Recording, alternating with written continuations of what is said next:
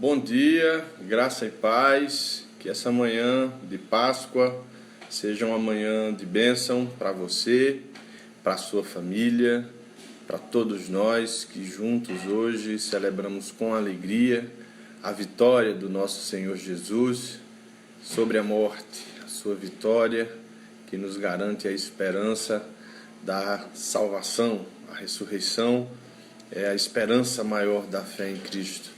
Com muita alegria, eu quero convidar você para um tempo de oração, reflexão, um tempo breve em que juntos nós vamos celebrar nessa manhã a ressurreição do Senhor Jesus.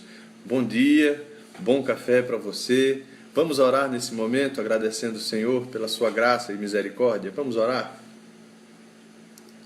Senhor, nós te agradecemos, Pai, pelo dom da vida, dom que o Senhor nos deu, dom que o Senhor fez valer ao entregar a sua vida na cruz, dom ao qual o Senhor conferiu eternidade ao ressuscitar dentre os mortos. E hoje, Pai, nessa manhã de domingo, 12 de abril do ano de 2020, nós podemos, como teu povo, celebrar a tua vitória sobre a morte, celebrar aquela que é a esperança maior dos que creem em ti, a saber, Pai, que ainda que venhamos a morrer, nós viveremos eternamente contigo.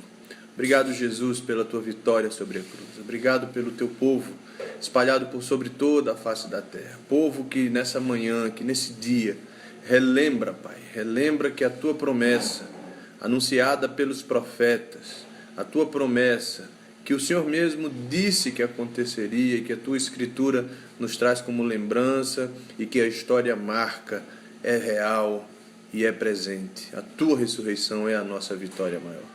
Abençoa a vida do meu irmão, da minha irmã, do amigo querido que chega aqui agora para esse tempo juntos. Seja com sua família, seja com a sua vida, seja com a renovação do seu ânimo e da sua esperança. Essa é a nossa palavra nessa manhã de oração para começarmos esse tempinho que vamos ficar juntos. E nós oramos assim, em nome de Jesus, amém. Queridos, muito bom estar com você nessa manhã de Páscoa, muito bom estarmos juntos, muito bom estarmos podendo ler um trecho do Evangelho, poder falar um pouquinho sobre as nossas celebrações de hoje.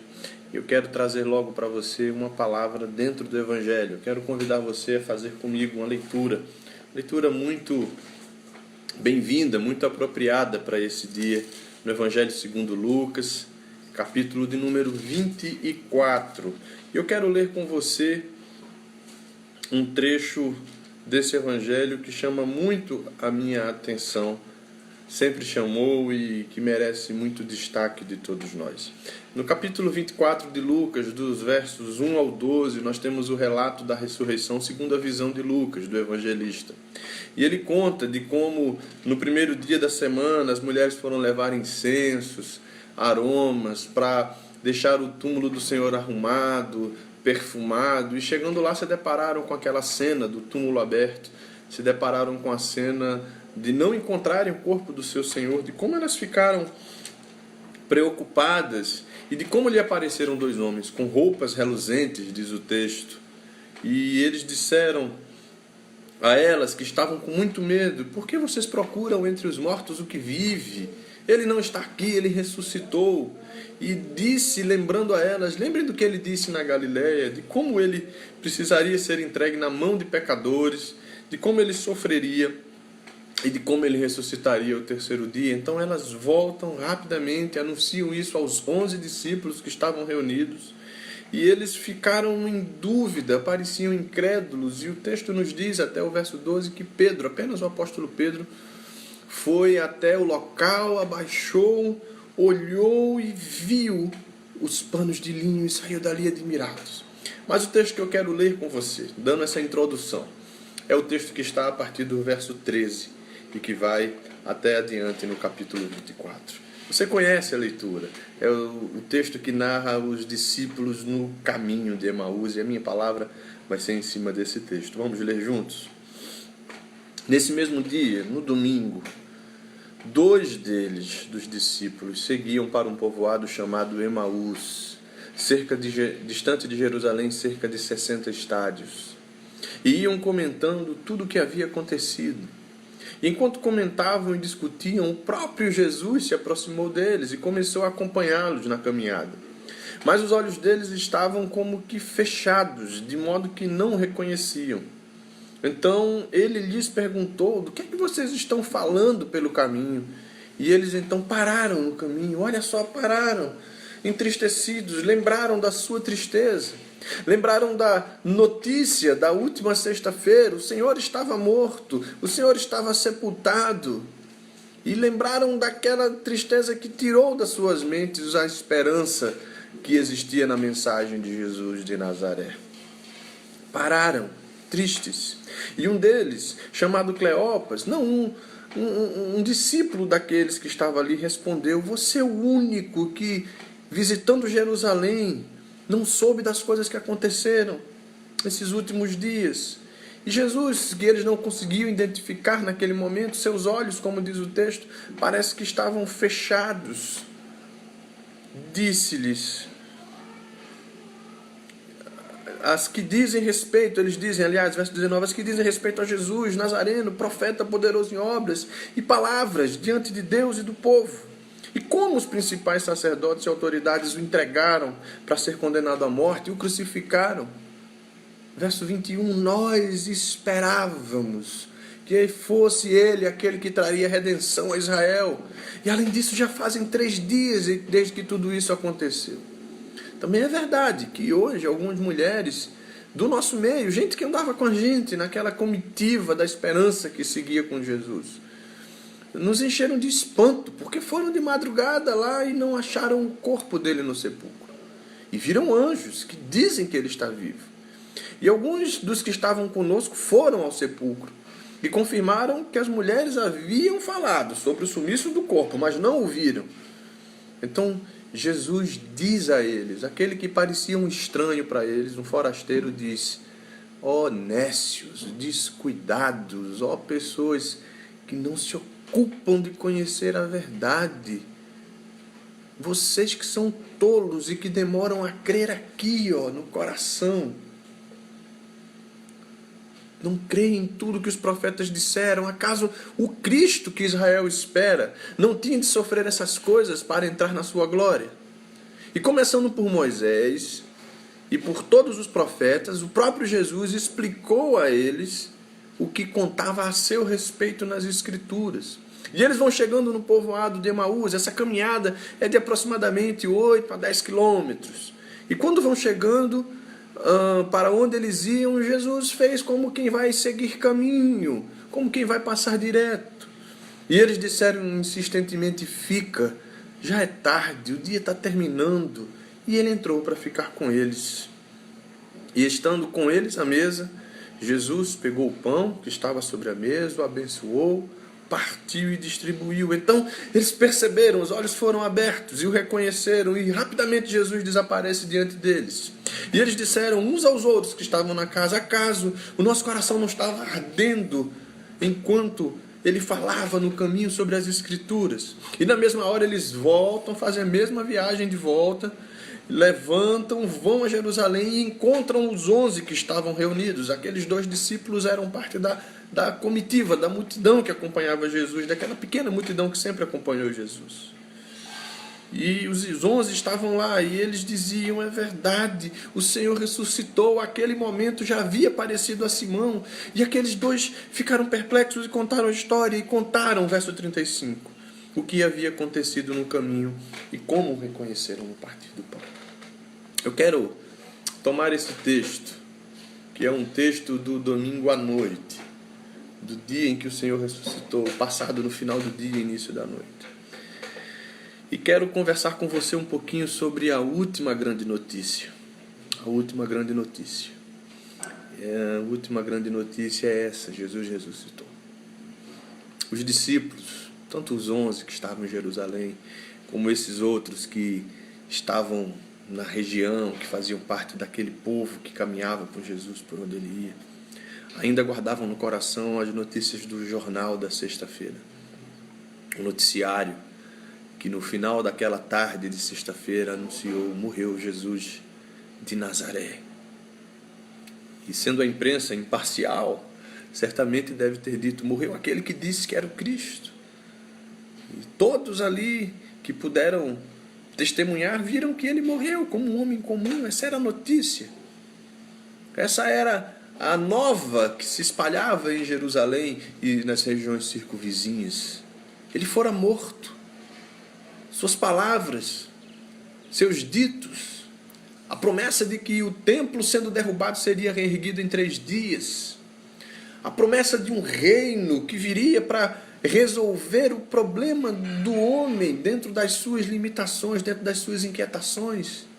Tudo isso agora vai para uma cova que nem era sua, pobre que ele era, mas emprestada por José de Arimateia.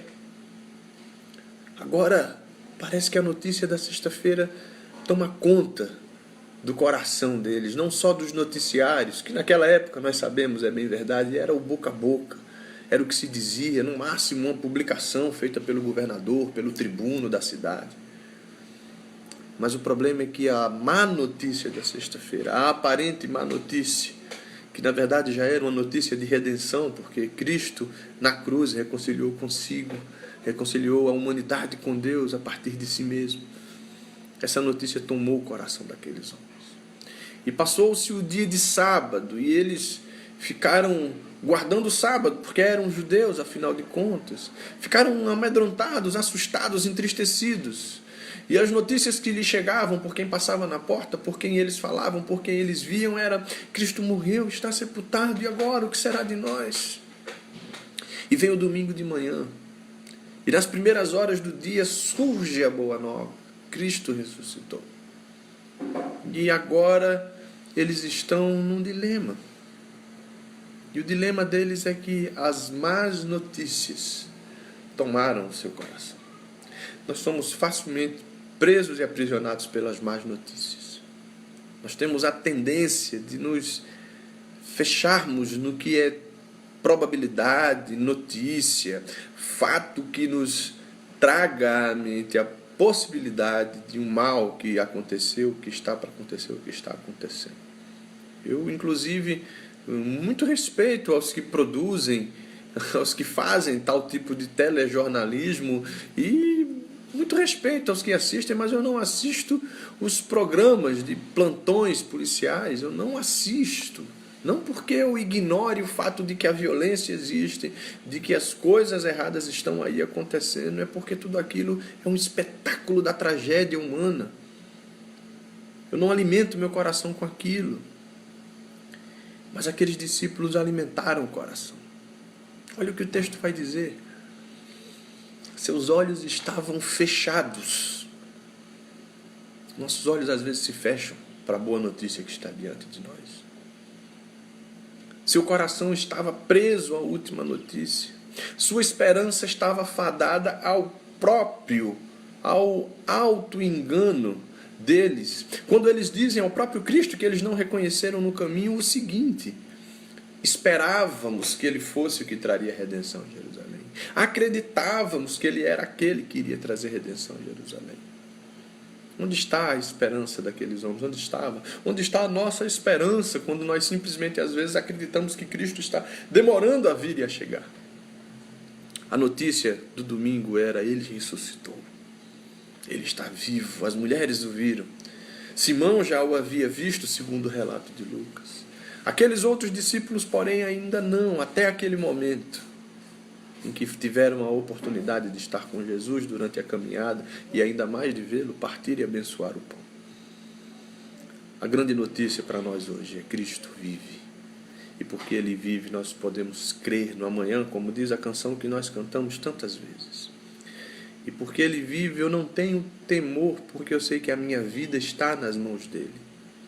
Nos tempos bons, nos tempos ruins, nas privações, na abundância, na fartura. Tal como aquele dito do casamento: na saúde, na doença, na pobreza, na riqueza. O Senhor é o noivo da sua igreja. É aquele que nos acompanha em cada lance da nossa vida. A grande notícia hoje, para mim e para você, é: Cristo ressuscitou. A grande notícia hoje, para mim e para você, é saber que a pedra rolou, que o túmulo está vazio que diante de todo o cenário montado com a sua morte, com a sua crucificação, com o seu sepultamento, ele rompe na história da humanidade, livrando os homens do último inimigo, que é a morte, como Paulo vai assim tratá-la na primeira carta aos Coríntios, capítulo 15. E agora ele muda a nossa desesperança em esperança. E agora ele apaga o noticiário da sexta-feira. Já não importam as notícias antigas da sua morte, do seu sepultamento, porque agora ele ressuscitou. Já não importam as notícias que dão conta de que todas as suas palavras foram com ele para o túmulo, porque isso nunca foi verdade. E embora o coração humano se entristecesse por um momento, agora ele vive. Agora ele é presente. Agora ele é real, vivo, ressurreto. E agora o seu reino nos está confiado. E agora nós somos aqueles que, como suas testemunhas, somos convidados a fazer discípulos, ensinar as coisas que ele ensinou e saber que a presença dele conosco é real, verdadeira, todos os dias até o final dos tempos. Até o final do tempo do confinamento.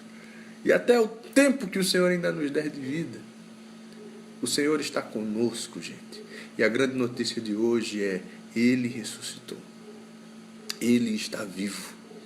Não hoje ele ressuscitou, mas ele ressuscitou há muitos e muitos anos atrás, há quase 2000 anos atrás, para romper uma nova aurora, um novo dia, um dia que nunca mais terá fim para todo aquele que nele crê. Porque para aquele que crê, os dias não terão fim, porque como ele mesmo disse, aquele que crê em mim, ainda que esteja morto, viverá. E quem crê em mim, mesmo que morra, não será eternamente. Você crê nisso? A ressurreição de Cristo aponta para isso.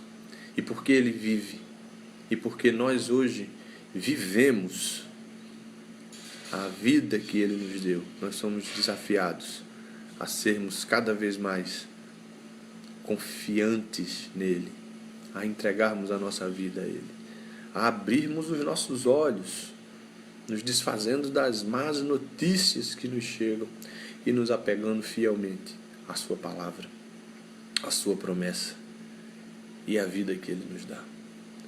Portanto, ele vive. O último inimigo foi vencido.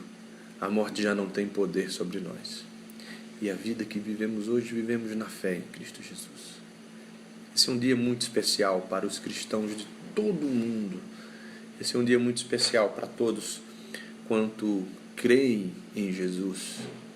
Todos quanto possam, no dia de hoje, celebrar essa festa cristã que nos une em torno da vitória do nosso Senhor. A vitória é de todo aquele que crê que por meio de Cristo Jesus nós temos acesso a essa vida. Essa é a minha palavra para você nessa manhã. Essa é a minha palavra para você nesse dia tão cheio de significado. Esse é o meu convite a você para viver um ótimo dia na presença do Senhor. Para tomar um bom café com quem você ama, se já não o fez. Para chamar alguém à mesa e conversar. Para ligar para alguém querido e dizer: olha, Cristo vive, e porque Ele vive eu posso crer amanhã. Vamos fazer isso hoje, gente. Vamos espalhar essa boa notícia. Vamos dizer às pessoas que, mesmo que elas estejam hoje confinadas, mesmo que elas estejam hoje atordoadas, mesmo que elas estejam hoje com medo, mesmo que elas estejam hoje sem emprego, há um Cristo que vive, há um Cristo que nos garante que amanhã será um novo dia e que amanhã nós teremos a sua presença independente dos problemas. Vamos espalhar essas boas novas hoje. Vamos espalhar também hoje solidariedade. Se você puder socorrer alguém hoje, socorra. Se você puder estender a alguém graça e misericórdia por meio de alimentos, por meio de uma ajuda, por meio de uma palavra, por meio de uma ligação telefônica que talvez faça toda a diferença, por meio do pão que talvez você possa compartilhar, faça isso, porque ressurreição é fazer nascer no outro aquilo que talvez tenha morrido, a esperança, fazer nascer no outro a certeza de que ele é visto, de que ele é percebido, de que se sente falta dele. Talvez para um solitário a ressurreição hoje signifique você ligar para ele e dizer: lembrei de você, quero falar com você nesse momento. Vamos ressuscitar nossos sonhos, nossa esperança. Vamos ressuscitar a alegria da vida que Cristo nos trouxe. Bom dia para você, essa é a minha palavra nessa manhã. Eu quero orar com você nesse momento. Vamos orar? Senhor, Tua palavra nos fala que o Senhor ressuscitou e nós cremos. Tua palavra nos fala que porque o Senhor ressuscitou, todo o domínio do mal agora está subjugado a Ti. Tua palavra nos fala que o Senhor nos deu agora, Pai, todo o poder e autoridade por meio do Teu Espírito para sermos Tuas testemunhas. Portanto, nessa manhã, Pai, abra os nossos olhos. Não permita, Senhor, que eles fiquem fechados a ponto de não Te reconhecer. Não permita que o nosso coração se entristeça a ponto de não percebermos que o Senhor, Pai, ressuscitou e anda ao nosso lado no caminho da vida. Não permita que a nossa mente chegue a pensar que nós esperávamos que Tu fostes aquele que Tu és, porque Tu és Senhor, Tu és Senhor Jesus. Tu vives e reinas. E hoje, Pai, nós celebramos essa festa de comunhão, essa ligação profunda que todos nós temos contigo, por meio da Tua ressurreição e por meio da Tua palavra. Que o Teu povo, Pai, nessa manhã e nesse dia possa celebrar de muitas formas, à mesa com os seus, compartilhando pão com os que não têm, compartilhando palavras de esperança, fazendo alguém que se sente esquecido se fazer lembrado, se fazendo presente, mesmo que à distância, na vida daqueles que estão isolados, sós, como nós também estamos. Obrigado pela Tua ressurreição. Obrigado por essa manhã. Obrigado pela ótima e boa nova de hoje, que não é só para hoje, mas para todo dia. Cristo vive. Aleluia. Amém.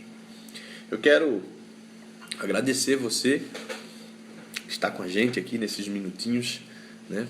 Gente muito querida e amada, gente daqui, gente de fora também, que está entrando e participando com a gente.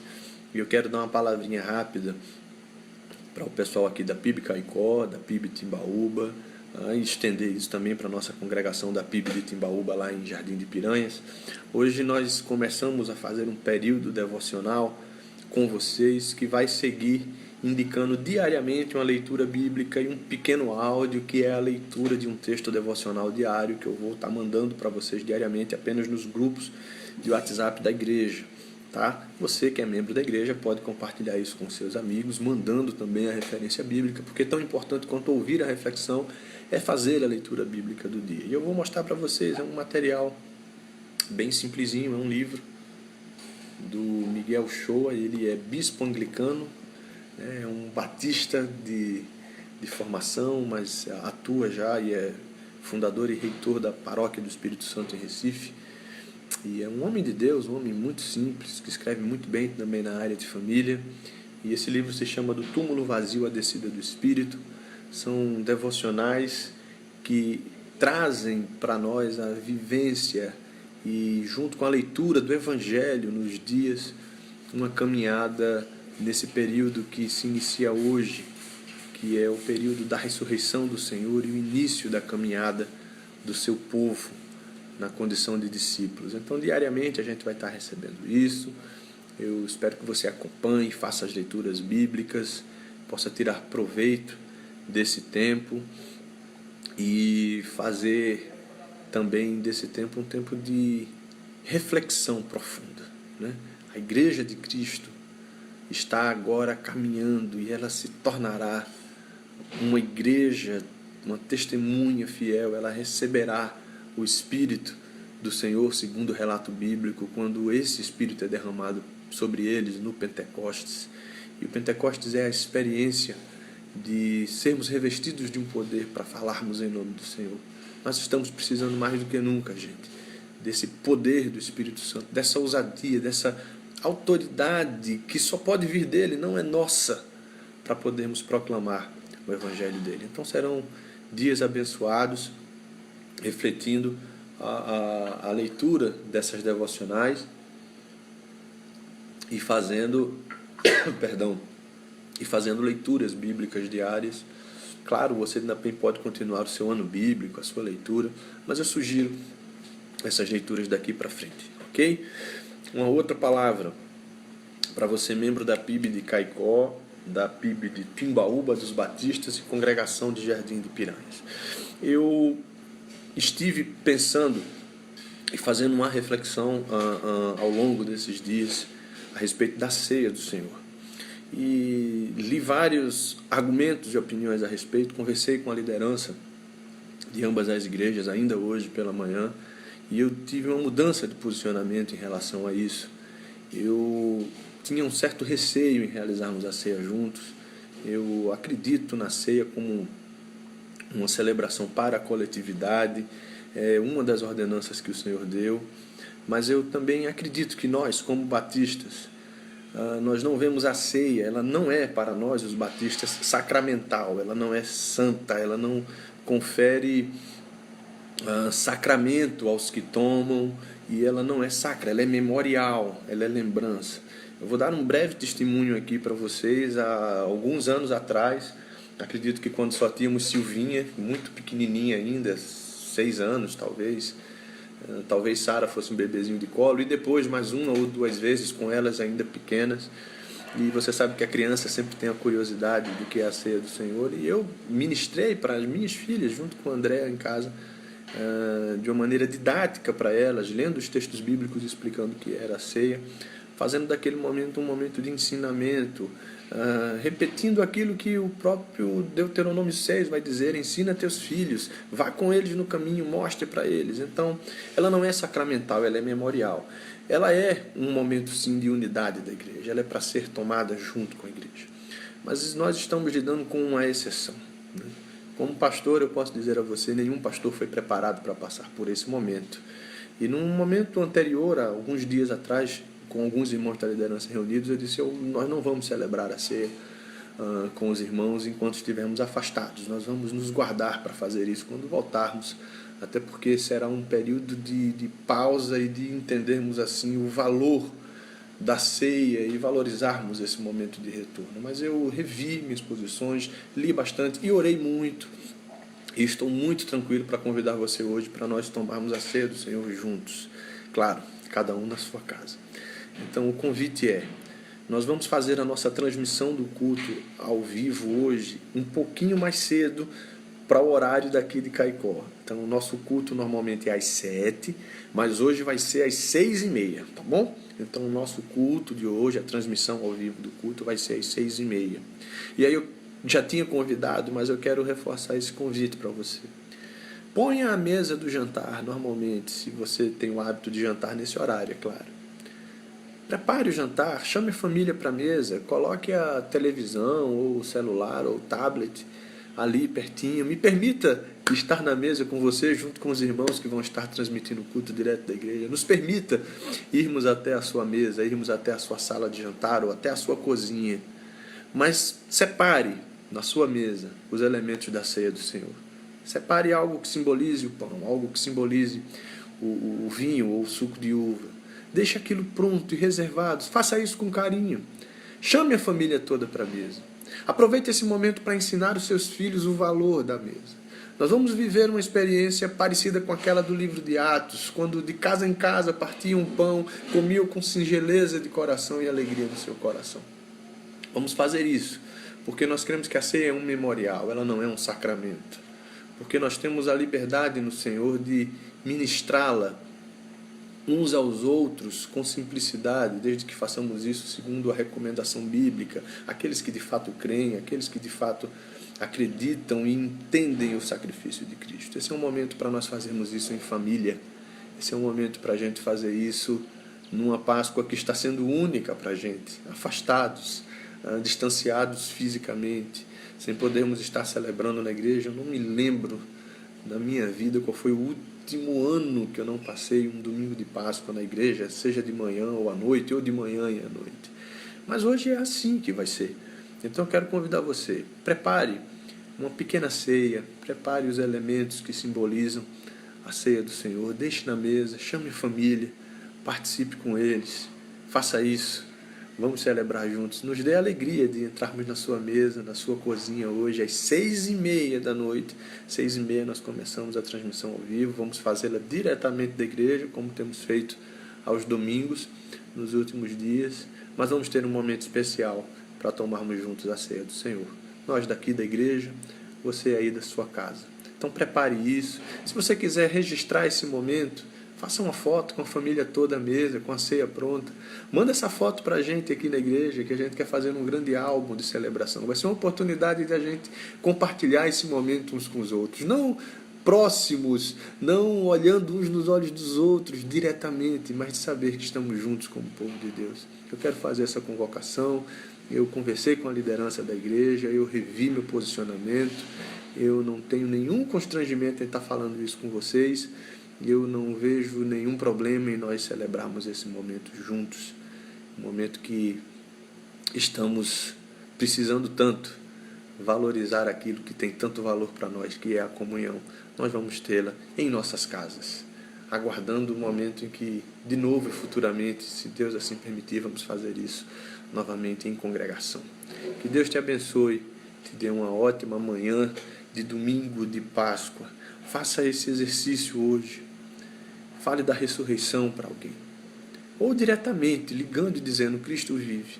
Ou ressuscite em alguém a certeza de que ele não está só. A sua ligação pode ser um sinal para alguém que talvez esteja precisando de que ele está com alguém e que alguém está orando por ele. E de que mais do que a sua ligação, a minha ligação, Cristo vive e reina. Faça esse exercício de amor fraternal. Faça esse exercício de vida cristã nesse domingo de Páscoa. E celebre com a sua família. Celebre da maneira que for possível nesses tempos de isolamento. E nos vemos às 6h30. Prepare a sua ceia. Deixe posta a mesa ou a sala. E se quiser participar conosco, vai ser uma alegria muito grande estarmos juntos logo mais às 6h30. Que Deus te abençoe, te dê um excelente dia de Páscoa, que Ele te faça refletir cada dia mais sobre essa notícia, que Ele vive e que Ele reina. A sepultura está vazia, o Senhor vive. Deus te abençoe, um ótimo dia, e nós encerramos aqui a transmissão dessa manhã. Te vejo às 6h30 com a transmissão ao vivo do culto e vamos celebrar juntos também a ceia do Senhor.